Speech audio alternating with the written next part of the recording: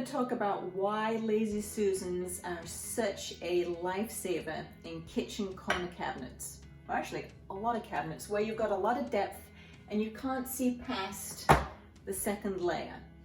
In something like this, what you need to do is take everything out, get your tape measure, measure the depth and the width, and then find the largest Lazy Susan that you can, put it in, and let me show you what you can do with a Lazy Susan.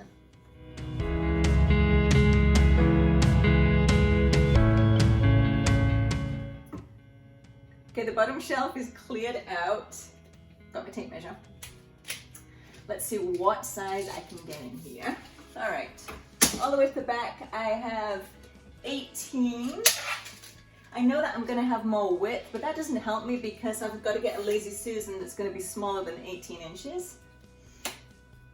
I have a 16-inch right here. They normally come in every 2 inches, 10, 12, 14, 16, 18, 20, 22, 24. These I get from the Container Store, but Bed Bath & Beyond sell them as well, and you can get them on Amazon also. Here's something you need to know. I can't get it in. So when you're dealing with putting in Lazy Susans in place, you have to take everything off the next shelf. Just raise it up a little bit, and then it will fit inside.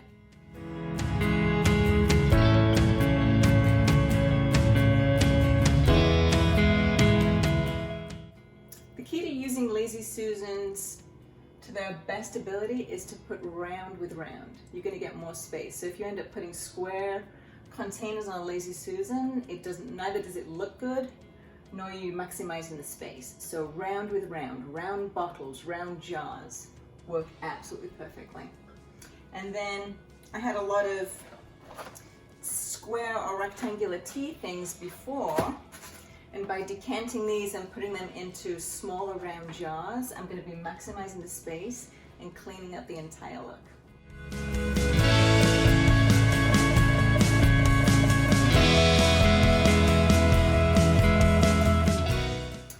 I may have some outliers that are not circular that I'm going to put around the side. I'll remember that they're there. We don't use Nesquik very often. So I'm just going to put it here. So for anything that doesn't fit well on a Lazy Susan, just tuck it away on the sides and make sure that you remember what it's there. Otherwise, 2 years later, you'll go, oh, didn't know I had that. Okay, so does this look better or what? Round containers, I took all of the tea bags out, placed them in these wonderful little round containers that I got from the Container Store. And it's just a whole lot of fun anyway to spin them, and I can see what I have.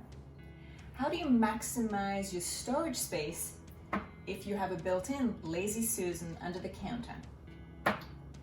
Round with round. So you've got round Lazy Susan. The only way you're going to really maximize your space is by placing round containers on top of them.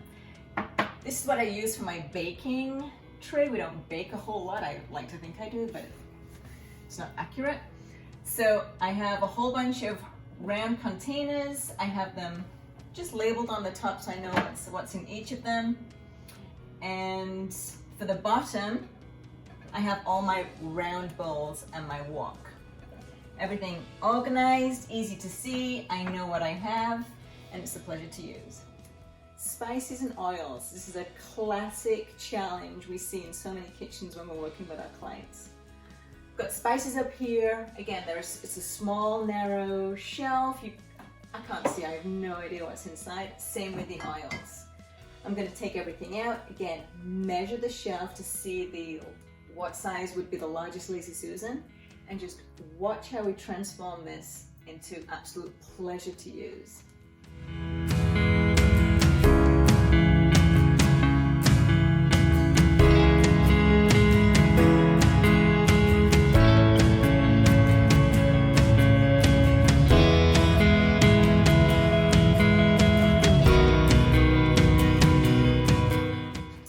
Okay, here you have it.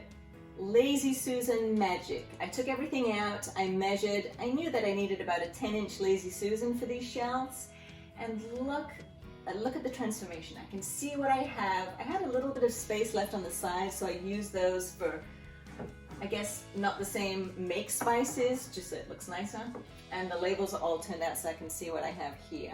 I left enough space, enough height so for my bottles of oil and vinegar to fit underneath. Again, 10-inch Lazy Susan, spin it round. I can see I'm also using the sides for surplus items.